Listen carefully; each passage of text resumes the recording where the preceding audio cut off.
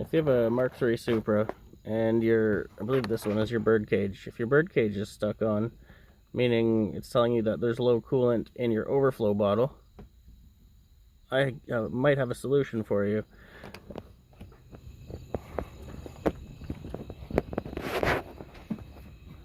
It's going to be hard to see. Oh, maybe not. So, in the bottom of the overflow reservoir is that little float style sensor, and it could be gummed up.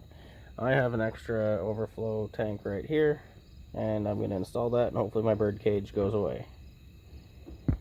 So I went and changed my overflow reservoir, and now my birdcage is off, which is great. So either your sensor will get dirty in your overflow, or your sensor will just stop working. I don't know what mine was, because my old one's over there. I'm just going to put it in with my scrap parts and maybe use it for something in the future, but that's pretty well it there. So as far as I know now, the Supra's all good and back to running.